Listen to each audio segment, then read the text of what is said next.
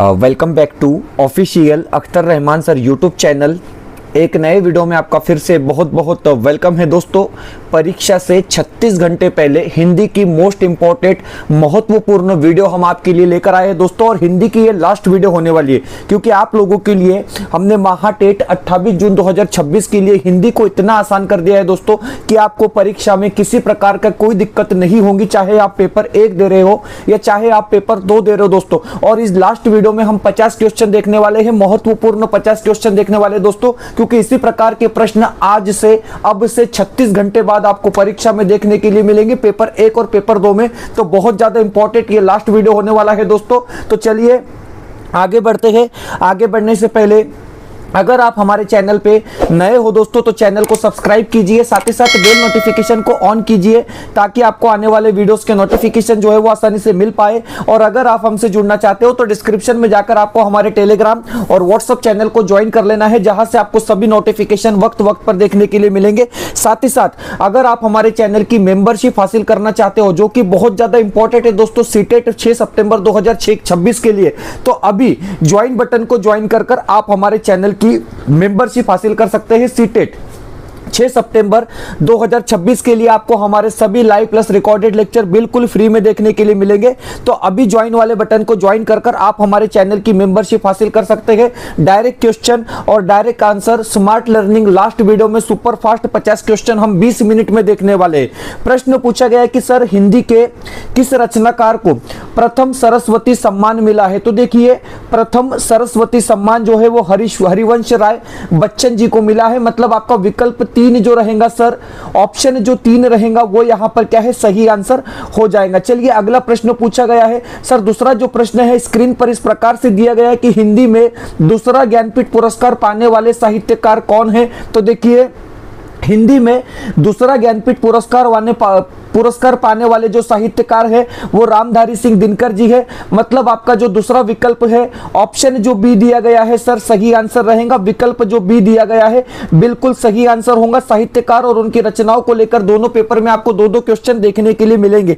बिल्कुल इसी प्रकार के प्रश्न आपको छपे हुए नजर आएंगे दोस्तों। प्रश्न पूछा गया कि निम्न में से भाववाच्य का उदाहरण कौन सा है? तो देखिए, मोहन से बैठा नहीं जाता। मतलब विकल्प जो 3 रहेगा सर, ऑप्शन जो 3 रहेगा वो यहां पर है आपका सही आंसर होने वाला है। चलिए अगला प्रश्न है कि सर चंदन का पर्यायवाची शब्द इनमें से कौन सा है? 4 विकल्प आपको दिए गए हैं और प्रश्न पूछा गया है कि सर चंदन का पर्यायवाची शब्द कौन सा है? तो देखिए, मलयज। मतलब जो पहला विकल्प है वो आपका क्या है, यहां पर सही आंसर रहेगा। विकल्प 1 जो होगा दोस्तों आपका बिल्कुल सही आंसर यहां पर क्या है, होने वाला है। चलिए सिंपल सा क्वेश्चन है, कारक को लेकर प्रश्न फिक्स है। मैं आपको बता रहा हूं कि हे राम मेरी रक्षा करो, इस वाक्य में कौन सा कारक है? 4 विकल्प आपको दिए गए हैं। वाक्य देखकर ये आप समझ गए होंगे कि सर यहां पर तो संबोधन कारक होगा। मतलब आपका विकल्प जो डी दिया गया है सर, ऑप्शन जो डी दिया गया है बिल्कुल सही और सटीक आंसर होने वाला है। प्रश्न नंबर 6, छठा क्वेश्चन स्क्रीन पर है कि विद्वान का स्त्रीलिंग रूप क्या है? दोस्तों मोस्ट इंपॉर्टेंट क्वेश्चन है,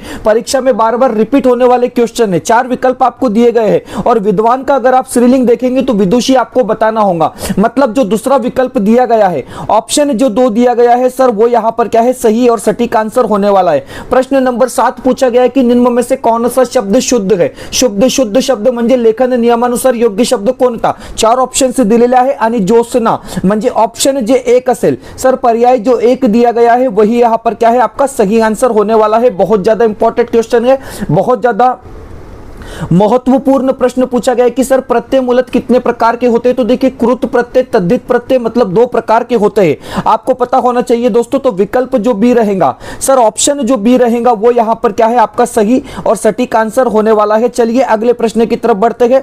प्रश्न नंबर 9, 9वां जो क्वेश्चन है स्क्रीन पर इस प्रकार से दिया गया है कि शुभेच्छा का सही संधि विच्छेद कौन सा होगा? 4 विकल्प आपको दिए गए हैं। तो देखिए, शुभ प्लस इच्छा, मतलब जो विकल्प बी रहेगा सर, ऑप्शन जो बी दिया गया है वो यहां पर क्या है, आपका सही आंसर होने वाला है। अगले प्रश्न की तरफ बढ़ते हैं। प्रश्न नंबर 10, बिल्कुल बहुत ज्यादा इंपॉर्टेंट क्वेश्चन है कि सर प्रेम सागर शब्द में कौन सा समास है? तो देखिए, विच्छेद करेंगे तो प्रेम का सागर हो जाएगा और यहां पर तत्पुरुष समास आपको क्या है, जवाब बता देना है। मतलब विकल्प जो बी रहेगा सर, ऑप्शन जो बी रहेगा वो यहां पर क्या है, आपका राइट विकल्प होने वाला है। दोस्तों वीडियो बेहतर लगता है तो प्लीज वीडियो को लाइक कीजिए।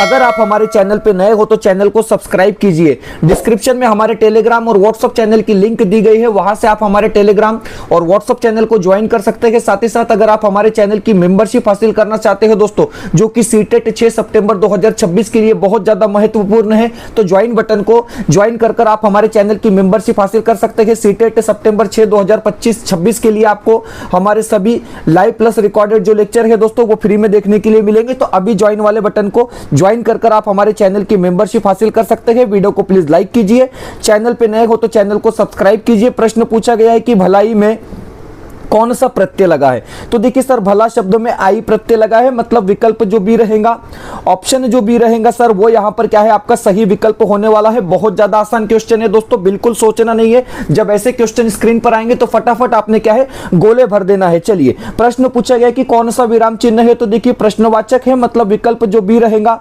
ऑप्शन जो बी होगा सर वो यहां पर क्या है आपका राइट विकल्प होने वाला है। दोहा में कितनी मात्राएं होती है, मोस्ट इंपॉर्टेंट प्रश्न है, रिपीट होने वाला प्रश्न है, परीक्षा में बार बार आने वाला प्रश्न है कि तो 24 मात्राएं होती है, याद रखेंगे। दोहा में कितनी मात्राएं होती है, तो सर 24 होती है। मतलब पहला जो विकल्प आपका रहेगा ऑप्शन जो एक दिया गया है सही आंसर होने वाला है। चलिए नेक्स्ट क्वेश्चन की तरफ बढ़ते हैं। सर 14वां प्रश्न है कि कबीर की उलटबासियों में कौन सा रस प्रमुख है, तो देखिए अद्भुत रस प्रमुख है, मतलब जो विकल्प बी दिया गया है सर, ऑप्शन जो बी दिया गया है वो यहां पर क्या है आपका सही विकल्प होने वाला है। प्रश्न 15 पूछा गया है कि निम्न में से कौन सा तत्सम शब्द है। देखिए संस्कृत का शब्द कौन सा है, इस प्रकार से प्रश्न पूछा गया है, तो केतकी आपका क्या होगा सही विकल्प होगा।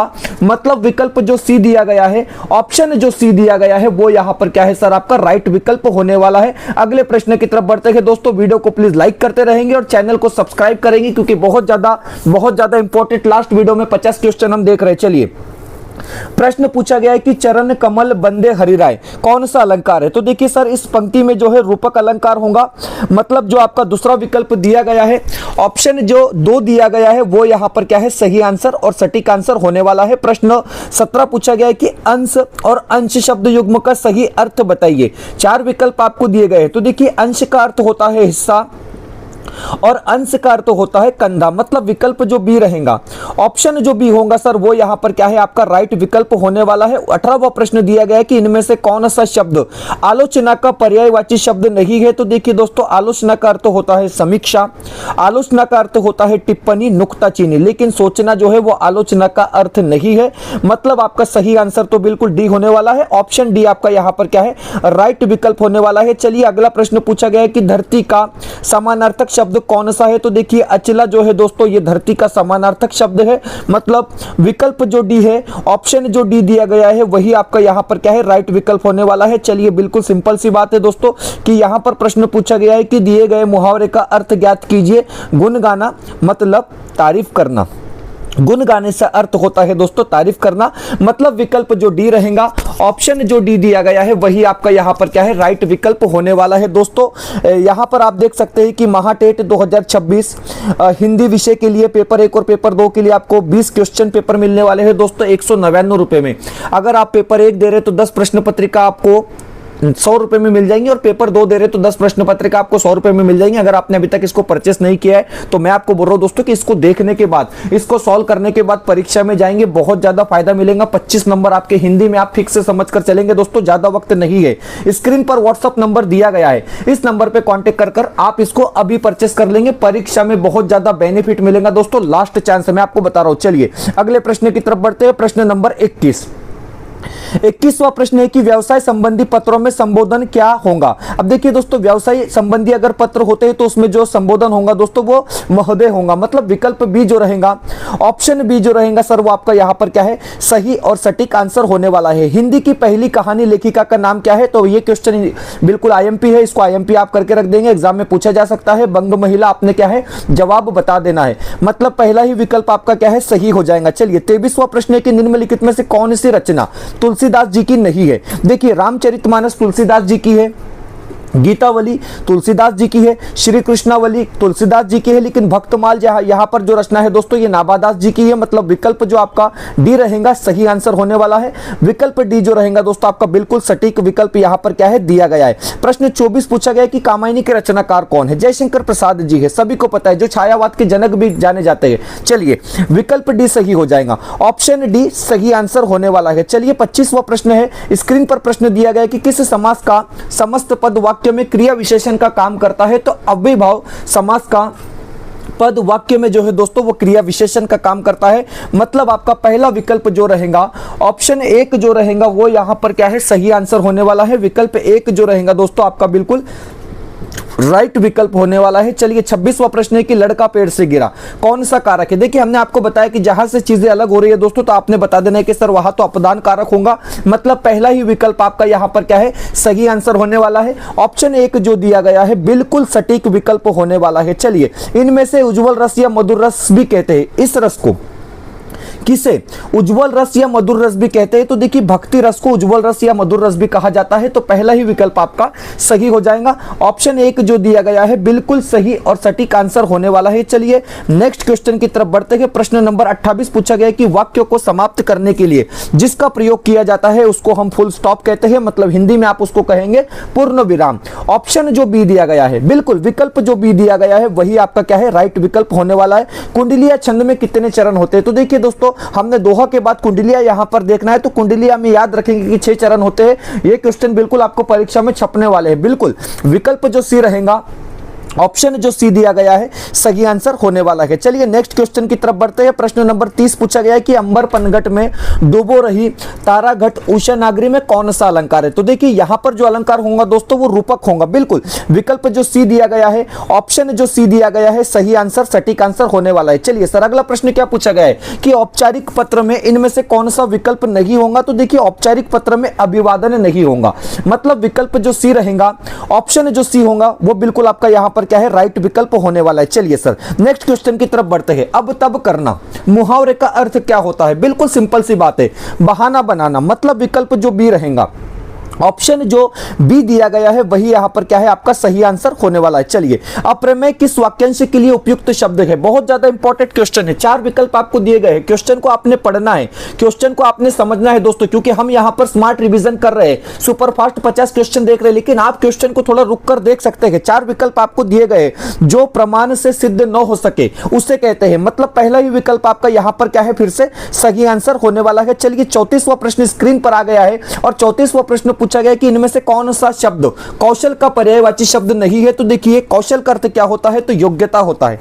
बिल्कुल कला होता है और हुनर होता है, लेकिन कपाल जो है दोस्तों इसको सिर कहते हैं। मतलब कौशल का आपका विकल्प जो डी रहेगा वो यहां पर क्या है सही विकल्प होगा। सुप्त का विलोम शब्द क्या है? चलिए विरुद्धार्थी शब्द या ठिकाणी विचारलेला आहे। सुप्त या शब्दासाठी योग्य विलोमार्थी शब्द म्हणजे जागृत। विकल्प जे 2 असेल पर्याय जे 2 दिलेला आहे आपलं योग्य उत्तर राहणार आहे। ऑप्शन जे 2 असेल बरोबर उत्तर असणार आहे। चलिए अगला प्रश्न पूछा गया कि कौन सी रचना तुलसीदास जी की नहीं है? 4 विकल्प आपको दिए गए हैं। फिर से क्या है तुलसीदास की रचना यहां पर दी गई है। तो देखिए दोहावली हम कहेंगे सर तुलसीदास की है, बिल्कुल गीतावली तुलसीदास की है, रामचरितमानस तुलसीदास की है, या मां महादेवी वर्मा की है। ओके, जिनको हम आधुनिक मीरा भी कहते हैं। मतलब आपका विकल्प जो डी रहेगा वो यहां पर क्या है सही आंसर होगा। पृथ्वीराज रासों में प्रधान रस क्या है? बिल्कुल नाम से ही आप जान सकते हैं कि सर इसमें वीर रस है। मतलब विकल्प जो बी दिया गया है ऑप्शन जो बी दिया गया है वही यहां पर क्या है आपका सही और सटीक विकल्प होने वाला है। चलिए प्रश्न नंबर 38वां प्रश्न स्क्रीन पर आ चुका है। प्रश्न पूछा गया है कि सर देखिए किस प्रकार का प्रश्न है कि कबीरा सोई पीर है जो जाने पीर ने पर पीर न जनाई सो काफिर बेपीर में कौन सा अलंकार है? तो देखिए यहां पर यमक अलंकार है। मतलब आपका विकल्प जो डी दिया गया है ऑप्शन जो डी दिया गया है सर वही यहां पर क्या है आपका राइट विकल्प होने वाला है। रौद्र रस का स्थायी भाव क्या है? तो देखिए नाम से ही आप समझ सकते हैं कि सर क्रोध जो है इसका स्थायी भाव रहने वाला है। मतलब पहला ही विकल्प यहां पर क्या है आपका सही आंसर और सटीक आंसर होने वाला है। चलिए अगले प्रश्न की तरफ बढ़ते हैं। प्रश्न नंबर 40 बहुत ज्यादा इंपॉर्टेंट क्वेश्चन है कि रहीमन पानी रखिए बिन पानी सब सून पानी गए न उबरे मोती मानुष चून। इस 3 पंक्तियों में किस छंद का प्रयोग हुआ है? तो देखिए यहां पर दोहा छंद का प्रयोग हुआ है। जिसमें 24 मात्राएं होती है। मतलब आप कहेंगे सर कि विकल्प जो एक रहेगा, ऑप्शन जो एक दिया गया है बिल्कुल सही और सटीक आंसर होने वाला है। दोस्तों वीडियो बेहतर लगता है तो प्लीज वीडियो को लाइक कीजिए, चैनल पे नए हो दोस्तों तो चैनल को सब्सक्राइब कीजिए। ज्यादा से ज्यादा टीचर्स तक आपको इस वीडियो को शेयर करना है, क्योंकि मैं आपको बता रहा हूं कि हिंदी की ये हमारी लास्ट वीडियो है दोस्तों। हम पिछले 4 महीने से लगातार हिंदी को पढ़ रहे हैं और हिंदी को हमने इतना ज्यादा आसान कर दिया है कि मैं आपको बता रहा हूं कि जब पेपर देकर आप आएंगे दोस्तों और हम आपको ठीक 5 बजे आंसर की बताएंगे तो आप बताएंगे कि सर पूरा का पूरा पेपर हमने छाप दिया है। बिल्कुल हमको 30 में से 26-27 मार्क मिल रहे हैं। तो ज्यादा से ज्यादा वीडियो को शेयर करेंगे दोस्तों, सभी का फायदा आपके साथ होना चाहिए। वीडियो को लाइक कीजिए, वीडियो को शेयर कीजिए और चैनल को सब्सक्राइब कीजिए। सिर्फ 15 मिनट में 40 क्वेश्चन हो चुके हैं। इससे फास्ट, इससे स्पीड में आपको पूरे YouTube में कहीं पर भी क्वेश्चन देखने के लिए नहीं मिलेंगे दोस्तों। ये मेरा चैलेंज है। चलिए, भगवान द्वारा हमारी रक्षा की जाती है। द्वारा शब्द आ गया, बता रहा हूं पिछले 4 महीने से कि सर जहां पर द्वारा शब्द आ गया कर्मवाच्य हो जाता है। बिल्कुल विकल्प जो बी रहेगा, ऑप्शन जो बी रहेगा वही यहां पर क्या है आपका राइट विकल्प होगा। चिड़िया आकाश में उड़ रही है, सिर्फ उड़ रही है तो अकर्मक हो गया। बिल्कुल विकल्प जो डी रहेगा, ऑप्शन जो डी रहेगा वही यहां पर क्या है आपका सही विकल्प होने वाला है। 43 पूछा गया कि निम्नलिखित में से कौन सा शब्द स्त्रीलिंग शब्द है। 4 ऑप्शंस, 4 विकल्प आपको दिए गए। तो देखिए दोस्तों, झील बह रही है, मतलब विकल्प डी जो रहेगा आपका स्त्रीलिंग शब्द होगा। विकल्प डी जो रहेगा सही आंसर होगा। प्राचीन किस प्रकार का विशेषण है, चलिए बताएंगे कि प्राचीन किस प्रकार का विशेषण है। तो देखिए प्राचीन जो होता है दोस्तों वो गुणवाचक विशेषण होता है। मतलब विकल्प जो बी रहेगा, ऑप्शन जो बी रहेगा वही यहां पर क्या है सर आपका सही विकल्प होगा। चलिए अगला प्रश्न है सर कि इस गन्ने में मिठास नहीं है। बड़ा लॉजिकली क्वेश्चन है, बड़ा लॉजिकली क्वेश्चन है। इस वाक्य में भाववाचक संज्ञा कौन सी है। चलिए, मिठास आपकी भाववाचक संज्ञा है। बिल्कुल विकल्प जो सी रहेगा, ऑप्शन जो सी दिया गया है वही यहां पर क्या है फिर हमारा राइट विकल्प होगा। प्रश्न 46 पूछा गया कि निम्नलिखित में से सही वर्तनी का चयन कीजिए। 4 विकल्प दिए गए हैं। सही वर्तनी का चयन अगर आपको करना है तो सर परिस्थिति इस प्रकार से लिखा जाएगा। कमेंट बॉक्स में करें, कहोगे कि नहीं सर परिस्थिति तो इस प्रकार से लिखा जाता है, उस प्रकार से लिखा जाता है। भैया हिंदी में जो परिस्थिति है वो इस प्रकार से लिखा जाता है, याद रखेंगे, कुछ भी कमेंट नहीं करना है। चलिए, मराठी में अलग तरीके से लिखा जाता है। प्रश्न 47 पूछा गया कि भीष्म पितामह ने आजीवन शादी न करने का प्रण लिया था। रेखांकित शब्द क्या है, आजीवन, अव्ययभाव समास। ओके, चलिए अव्ययभाव समास होगा। चलिए अगला क्वेश्चन है कि अंश शब्दों में एक प्रत्यय लगाने पर कौन सा शब्द बनेगा। बहुत ज्यादा जबरदस्त क्वेश्चन है। मैं आपको बता रहा हूं कि परीक्षा में आपको इसी प्रकार के प्रश्न देखने के लिए मिलेंगे दोस्तों। आंशिक होगा। बिल्कुल विकल्प जो बी दिया गया है, ऑप्शन जो बी दिया गया है वही सर क्या है यहां पर आपका राइट विकल्प होने वाला है। चलिए, बुरे अर्थों में प्रयुक्त होने वाला बद उपसर्ग किस भाषा का है। तो देखिए दोस्तों, बद उपसर्ग जो है वो आपका किस भाषा का है। प्रश्न इस प्रकार से पूछा गया है तो उर्दू और फारसी का है। मतलब आपका जो विकल्प सी दिया गया है, ऑप्शन जो सी दिया गया है वही यहां पर क्या है आपका राइट विकल्प होने वाला है। लास्ट क्वेश्चन है दोस्तों और 2026 का हमारा हिंदी का ये आखिरी क्वेश्चन है कि प्रति प्लस आघात संधि का रूप क्या होगा। आवाज ज्यादा निकल नहीं रही, आप लोगों को पता है कि बहुत हार्डवर्क हो रहा है। चलिए, 4 विकल्प आपको दिए गए हैं और यहां पर प्रत्याघात क्या होगा आपका सही विकल्प होगा। विकल्प जो ए दिया गया है वही यहां पर क्या है दोस्तों आपका राइट विकल्प होने वाला है। तो इस प्रकार से दोस्तों हिंदी भाषा को लेकर फिर से इंपॉर्टेंट और सिलेक्टेड 50 क्वेश्चन आज के इस वीडियो में हमने देखे, जो परीक्षा के दृष्टिकोण से बहुत ज्यादा इंपॉर्टेंट होने वाले हैं दोस्तों, क्योंकि इसी प्रकार के प्रश्न आपको पेपर 1 और पेपर 2 में 28 जून को देखने के लिए मिलेंगे। साथ ही साथ अगर आप हमारे क्वेश्चन सेट परचेस करना चाहते हैं दोस्तों, परीक्षा में अभी भी 36-40 घंटे का वक्त बचा है, तो कम से कम अगर आप चाहते हो तो इसको परचेस कर खरीद कर आप पेपर में जाएंगे दोस्तों तो आपको बहुत ज्यादा फायदा इसका मिलने वाला है। पेपर 1 का जो पैक है वो 499 का है, पेपर 2 का पैक है वो 399 का है। संपूर्ण डिटेल्स आपकी स्क्रीन पर दिख रही है दोस्तों। और मैं आपको बता रहा हूं कि ये परीक्षा के लिए 28 जून 2026 पेपर 1 और पेपर 2 के लिए हमने ये प्रश्न संच बनाए हैं। और अगर आप कॉम्बो पैक लेना चाहते हैं तो 699 रुपए में आपको दोनों पेपर के लिए 90 प्रश्न पत्रिका दी जाएंगी, जो कि परीक्षा के लिए बहुत ज्यादा इंपॉर्टेंट है। पूरा पेपर इसी में से आने वाला है, आपको बता रहा हूं दोस्तों। व्हाट्सअप नंबर दिया गया है, इस नंबर पर कॉन्टेक्ट कर आप इसको परचेस करेंगे, सॉल्व करेंगे, परीक्षा में जाएंगे और अच्छे नंबरों से पास हो जाएंगे दोस्तों। मिलते हैं नए वीडियो में बेहतर अपडेट के साथ।